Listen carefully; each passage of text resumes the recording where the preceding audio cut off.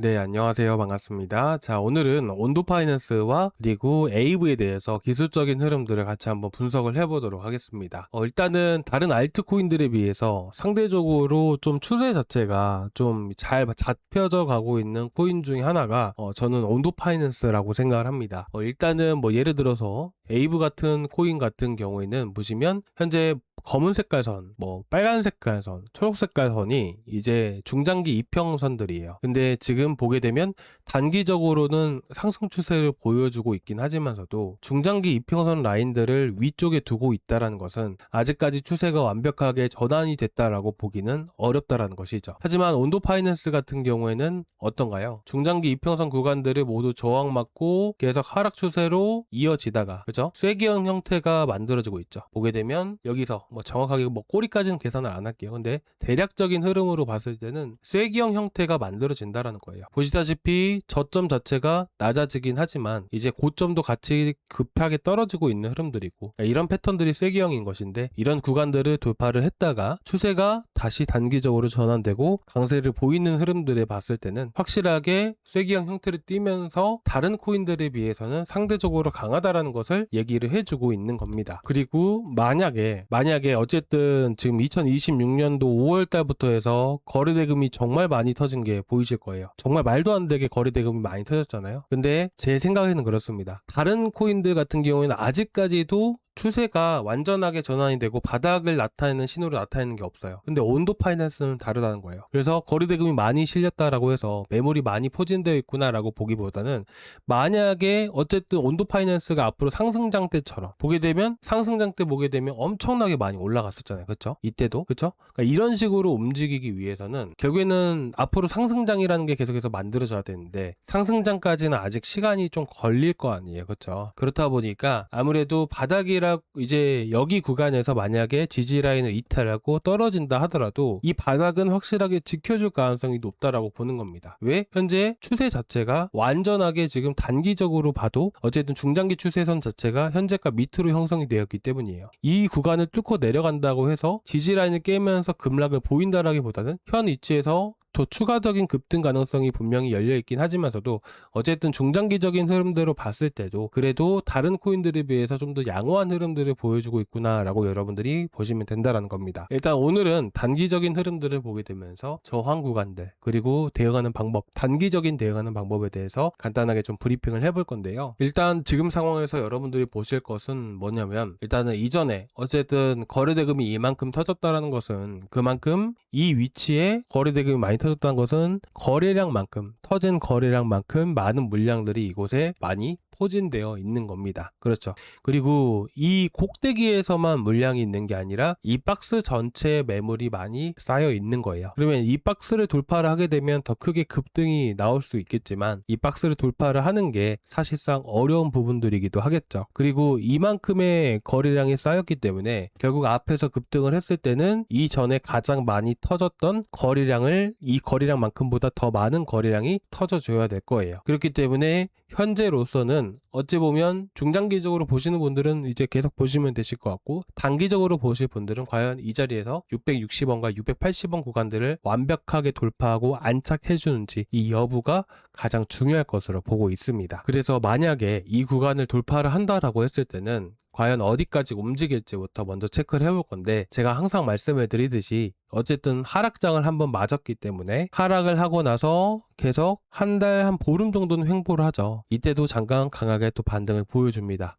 지금 거래량에 비해서는 정말 적은 거래량이긴 하지만 온도 파이낸스라는 코인 자체가 업비트에서 거래대금이 많이 터졌던 코인이 아니에요. 해외 거래 비중이 90%가 이상이었습니다. 그렇기 때문에 사실상 업비트에 나와 있는 이 거래량 가지고 보기는 어려워요. 이 전까지만 하더라도 해외 거래 비중이 훨씬 더 높았으니까요. 그래서 결국 이 구간에는 지금 업비트랑 봤을 때는 거래량이 적어 보이는 것처럼 보이지만 해외 거래소에서는 상당히 많이 터졌다는 것을 해외 거래소 사이트를 보시면 아실 거예요. 그래서 이 구간들 결국에는 마찬가지로 강한 저항 구간에 매물대로 작용을 하게 됩니다. 그래서 지금 보게 되면 자 여기서부터 볼게요. 자 여기서부터 보셨을 때 1000원 자리가 라운드 피겨 구간이고 1000원 자리를 이탈하고 이탈하고 나서부터 해서 급락이 시작이 되었습니다. 그리고 2,000원 구간 위쪽으로는 어쨌든 1,000원부터 해서 1,500원, 1,600원 정도까지 박스권이 있죠. 그리고 이 구간이 대략 한 1년 정도 구간이 됩니다. 1년 가까이 됩니다. 그래서 이 구간은 많은 매물들이 많이 포진되어 있는 거예요. 1년 동안 많은 매물, 얼마나 많은 물량들이 쌓여 있겠어요. 그래서 이 구간에 도달을 하려면 결국 상승장이 찾아오고 매수세가 그만큼 많이 이 물량을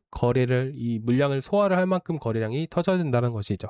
그래서 1,000원 구간부터 어쨌든 여기는 가장 강력한 저항 구간이고 1,000원을 이탈하면서 또다시 떨어지게 됩니다. 그리고 반등이 나왔던 위치가 대략 800원 구간, 600원, 670원부터 해서 800원 구간이 여기가 그 다음 저항 위치예요. 여기가 이제 이 밑에로 봤을 때 많은 매물이 있던 위치거든요. 그리고 좀 더 세부적으로 들어보게 된다면 한 880원에서 900원 정도까지 이렇게 보시면 됩니다. 그래서 지금 제가 이렇게 빨간색으로 해놓은 이 자리들은 다 저항 구간이구나, 강력한 저항 구간이구나 라고 보시면 됩니다. 자, 그리고 딱 요 정도까지 대략 690원 정도까지 보시면 돼요. 그래서 지금 쭉 이어보게 된다면 이 구간이 내려올 때 가장 강력한 저항 역할을 해줬던 부분들이기 때문에 현재 580원 구간들 그리고 이제 690원 라인들 이제 600원대에 넘어가게 되면 여러분들이 보셔야 되는 저항 구간은 700원, 800원, 890원 정도가 해당이 됩니다. 여기가 현재 강한 저항 역할을 하는 강한 저항 구간이구나 이렇게 보시면 되세요. 그래서 현재 목표가를 보실 때 이 정도로 보시면 될 것 같고 지금 이 박스권 안에서 보게 된다라고 했을 때는 630원,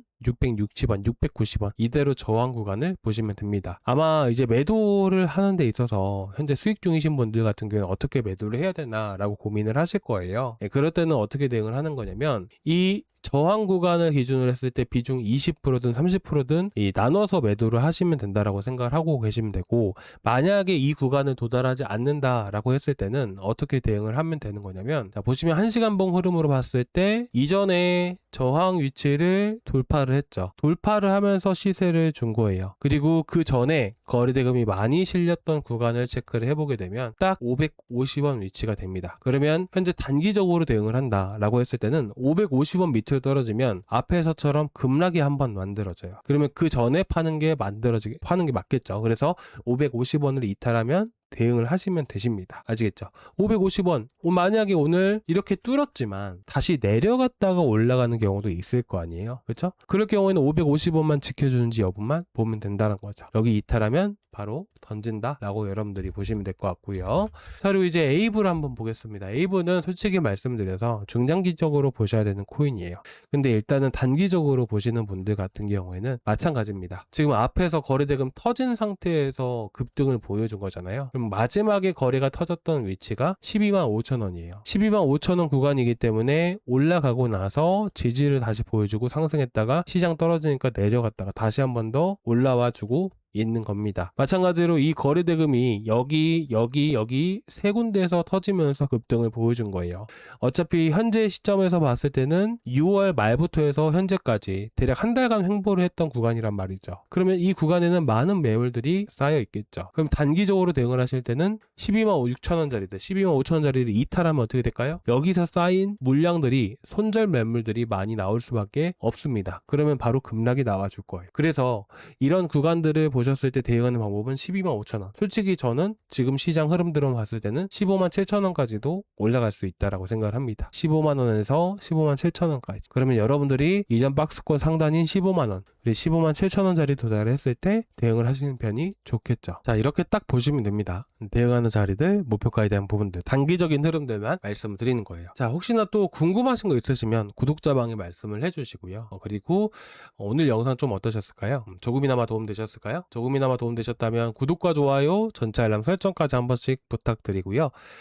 저희 구독자방은 여기 고정 댓글란에 링크 타고 들어오시면 되시고 이 링크를 클릭을 하시면 이 페이지가 나오게 됩니다. 여기서 실시간 소통방 입장 눌러주시고 제출 버튼까지 눌러주시면 제가 바로바로 초대를 해드릴 겁니다. 그리고 여러분들 궁금하신 코인들 같은 경우에는 제가 온체인 데이터를 통해서 말씀을 드리고 있어요. 특히나 뭐 세력에 대한 흐름들까지 제가 말씀을 드리고 있는데 지금 보시면 리얼라이즈드 캡의 호들 파동이라고 되어 있습니다. 예를 들어서 리플을 가지고 한번 말씀을 드려보면 전체적인 세력에 대한 흐름들을 여러분들이 보고 계시는 거예요. 그래서 지금 쭉 보시게 되시면 이렇게 올라간다는 것은 물량을 매집을 한다라는 거고요. 내려간다는 것은 물량을 던지고 있다라는 거예요. 보게 되면 가격과 물량 매집량에 대한 흐름들을 보셨을 때 어떤가요? 상반된 흐름을 보여주고 있죠. 떨어지고 반대로 올라가고 물량 모아가고 그리고 급등함과 동시에 물량을 다 던져버립니다. 그렇죠? 또 급등하니까 또 던지죠. 그러니까 이게 지금 세력들의 고리들의 흐름이거든요. 혹여나 걱정되시는 코인들, 궁금하신 코인들 있으시면 이런 자료들을 보여드리면서 대응 도와드리고 있으니까 한번 참고해서 보시기 바라고, 궁금하신 거는 구독자방에 말씀을 해주시기 바랍니다. 자, 오늘 여기까지 준비했는데요. 조금이나마 도움되셨다면 구독과 좋아요 부탁드리고 다음 시간에 또 뵙도록 하겠습니다. 감사합니다.